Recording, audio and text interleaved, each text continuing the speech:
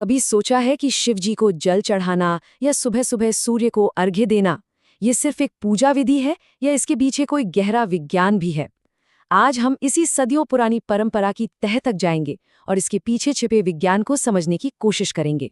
तो सवाल ये उठता है कि ये जो जल अर्पण की क्रिया है, ये महज एक परंपरा है जो हम सालों से निभाते आ रहे हैं, या इसमें वाकई कोई गहरा वैज्ञानिक और आध्यात्मिक रहस्य छिपा है? चलिए इस दिलचस्प सफर पर साथ चलते हैं और इस रहस्य से पर्दा उठाते हैं। तो सबसे पहले बात करते हैं भगवान शिव की। हम सबने शिवलिंग पर जल चढ़ाते हुए देखा है, जिसे जलाभिषेक भी कहते हैं। आखिर इसका असल मतलब क्या है? यह हमारे मन और शरीर पर कैसे काम करता है, आइए जानते हैं। शास्त्रों में कहा गया है, जल ही शिव का स्वभाव है, शीतल, शांत, संतुलित। अब यह सिर्फ एक लाइन नहीं है, इसमें एक पूरा दर्शन छिपा है। जब हम शिवलिंग पर पानी डालते हैं तो हम असल में शिव की उसी ठंडी, शांत और बैलेंस्ड एनर्जी से कनेक्ट हो रहे होते हैं। ये हमारे अंदर की बेचैनी, गर्मी, गुस्से और ईगो को शांत करने का एक बहुत ही पावरफुल तरीका है। आध्यात्मिक तौर पर देखें तो इसके फायदे कमाल के हैं। ये हमारी प्राण शक्ति को, हमारी लाइफ फोर्स को बैलेंस करता है। मन में जो एक गर्मी होती है ना, जो अहंकार से आती है, उसे ये ठंडा करता है।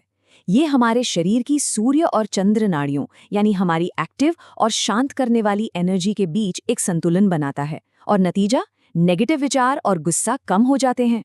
और अगर हम इसे विज्ञान के नजरिए से देखें तो ये और भी ज्यादा दिलचस्प है। शिवलिंग एक तरह के एनर्जी रेजोनेटर की तरह काम करता है। मतलब ये आसपास की कॉस्मिक एनर्जी को एक जगह इकट्ठा करता है, और पानी उस एनर्जी को स्थिर करता है, उसे स्टेबल बनाता है। ठीक वैसे ही जैसे पानी किसी बहुत गर्म हो चुके इलेक्ट्रॉनिक डिवाइस को ठंडा करके उसे ठीक से काम करने में मदद करता है। अच्छा, इस अनुष्ठान को सही ढंग से करना भी जरूरी है। मुंह पूर्व दिशा की ओर रखें। एक बर्तन में पानी लेकर 3 बार ओम नमः शिवाय का जाप करें। फिर सीधे हाथ से एक पतली, बिना टूटी धार में शिवलिंग पर जल चढ़ाएं। इसके बाद बिल्वपत्र और फूल चढ़ाकर घड़ी की दिशा में एक परिक्रमा करें। और हाँ, समय का भी बहुत महत्व है। ब्रह्म मुहूर्त यानी सुबह 4 से 6 के बीच हमारी चंद्र नाड़ी एक्टिव होती है, जो हमें गहरी शांति देती है। सूर्योदय से ठीक पहले का वक्त मन की शांति के लिए बेस्ट है। सोमवार का दिन, जिसे सोम का दिन यानी चंद्रमा का दिन भी कहते हैं, शिव पूजा के लिए खास है। और शाम के समय प्रदोष काल को मन की शुद्धि के लिए सबसे शक्तिशाली माना गया है।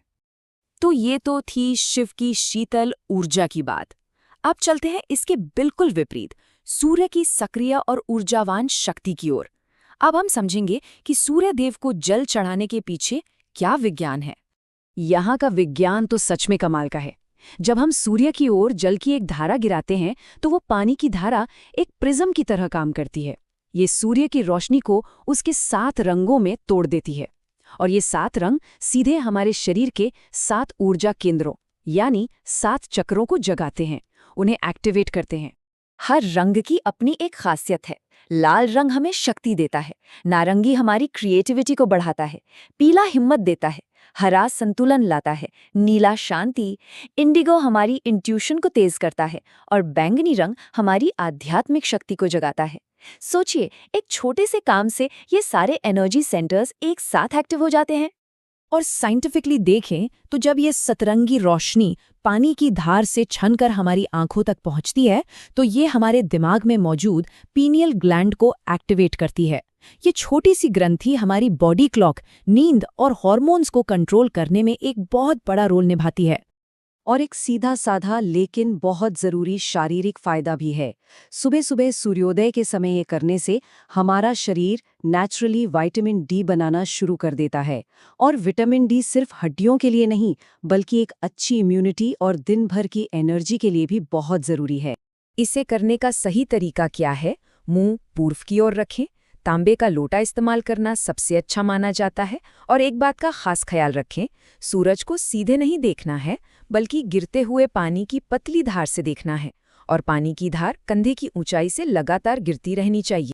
तो अब जब हम इन दोनों पावरफुल रिचुअल्स को अलग अलग समझ चुके हैं, तो चलिए इन्हें एक बार आमने सामने रखकर देखते हैं।